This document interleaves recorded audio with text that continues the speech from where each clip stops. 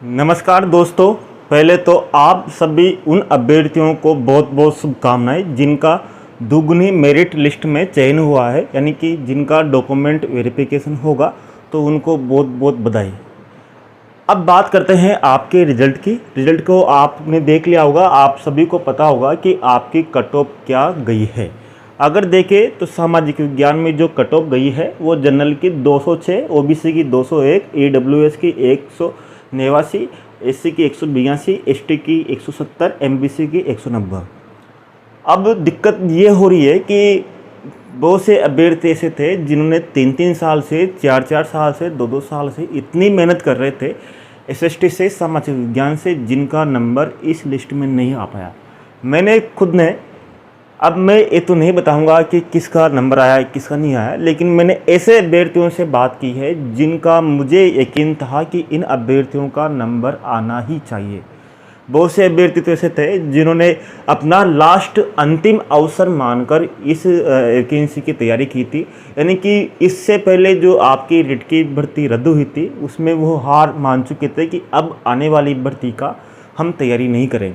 लेकिन उन्होंने फिर एक तरह से दोबारा खड़े हुए और पूरी जी जान से लगाकर, यानी कि चाहे उन्होंने किराया का कमरा लिया हो या अपने परिवारजनों से बाहर रहे हों या कहीं कोचिंग की हो, तो उन्होंने बहुत ही बड़ी मुश्किलों से ये तैयारी की और फिर भी उनका इस लिस्ट में चयन नहीं हुआ। तो कल मैंने बात की तो मेरा उनसे, उनके आवाज़ सुनकर उनसे बात की तो मेरा खुद का दिल टूट चुका था। यानी कि मुझे ऐसा लग रहा है कि अभ्यर्थी क्या करें, मतलब उनके सामने ऑप्शन ही नहीं है। यानी कि अब वो इतनी पढ़ाई कर चुके हैं, इतना अपना सब कुछ समर्पण कर चुके हैं, तो अब वो पीछे हटे तो कैसे हटे। यानी कि इतनी तैयारी करने के बाद भी उनका अगर इस तरह से सिलेक्शन नहीं हो रहा है तो कहीं ना कहीं उनके साथ हमें भी बहुत दुख होता है। कि हम तो ये चाहते हैं कि जितने अभ्यर्थी अच्छे से तैयारी करते हैं, जिनका लगभग लगता है कि हाँ इन्होंने अच्छी मेहनत की है, तो सरकार को चाहिए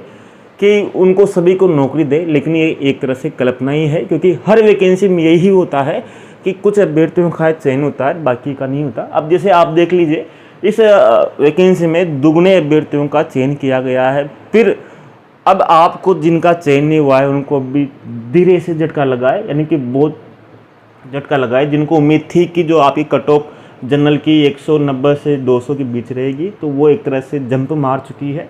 यानी कि फर्स्ट यानी कि जो मुख्य सूची की कट ऑफ ये बता रहे थे, तो अब आप देखिए कि जनरल की जो कट ऑफ है वो 210 के ऊपर जाएगी। यानी कि लगभग आपके 4,500 बच्चे फिर बाहर निकलेंगे, तो उनके साथ दोहरा आघात होगा। पहले तो उनसे अभी सबको पता लग गया कि हाँ उसका चयन हो गया, सब जगह माहौल बन चुका है, क्योंकि बहुत से अभ्यर्थी नहीं जानते, या बहुत से परिवार जन या फिर आपके रिश्तेदार है वो नहीं जानते कि ये मुख्य सूची क्या होती है या दोगुना लिस्ट क्या होती है। वो तो ये समझते हैं बहुत से कि हाँ नंबर आ चुका। जब फाइनल लिस्ट आएगी तो फाइनल लिस्ट आने के बाद में फिर आपका मान ली जिनका नंबर नहीं आएगा तो उनसे फिर बोलेंगे कि ज्वाइनिंग कर ली क्या। पे ताने मारने वालों की कमी नहीं है इस दुनिया में, ताने मारने वालों की कमी नहीं है। यानी कि तरह तरह से आपको ताने मारे जाएंगे, आपको चिढ़ाएंगे, और देखना आपके सबसे ज़्यादा जो एक तरह से जो विरोधी होते हैं वो आपके परिचित ही होते हैं, चाहे कोई भी हो। तो अगर आप में हिम्मत है, आप में हौसला है, तो मैं तो आपसे यही कहूँगा कि आप किसी एक वैकेंसी पर तैयारी मत कीजिए। बहुत से अभ्यर्थियों की गलती ये हुई कि उन्होंने केवल एक ही वैकेंसी की रिट पर, यानी कि रिट की जो थर्ड ग्रेड थे उस पर ही बेटर है। उन्होंने न तो सेकंड ग्रेड की तैयारी की, न उन्होंने फर्स्ट ग्रेड की तैयारी की। तो मैं आपसे यही बोलना चाहूँगा कि आपको तीनों ही की तैयारी करनी है, अभी से करनी है। आपको 2 से 3 घंटे आपको समय निकालना है, जैसा कि मानते हैं। आपको अब इतना नहीं पढ़ना है, आपको जैसा कि 10-11 घंटे, 15-15 घंटे नहीं पढ़ना है। आप इन तीनों को जिसके पहले वैकेंसी आए उसकी ही पेपर देना है, और बिल्कुल फ्री मिनट में देना है। अगर आपकी अच्छी तैयारी है, आप लगभग न्याय रहे हैं, तो आपकी इस बार अवश्य हो जाएगा, क्योंकि आपको ऊपर ऊपर देखना है, दोहराना है, आपको 3-4 घंटे आपको पढ़ना है, और जो पहले वैकेंसी आए उसका आपकी अच्छे से तैयारी करनी है, और लास्ट का 1 आध महीना आपको देना है। मेरा तो यही करना है, इसके अलावा आपके पास कोई ऑप्शन नहीं है। और साथ में कोई अगर दूसरा जॉब मिल जाए आपको, कुछ किसी न किसी तरह से आप किसी में धंधे में लग जाओ तो वो आपके लिए और अच्छा है। तो आपको घबराना नहीं है, मेरा तो यही आपसे कहना है। जिसका चयन हुआ है उनको बधाई, और जिनका चयन नहीं हुआ है उनको निराश बिल्कुल भी नहीं होना है।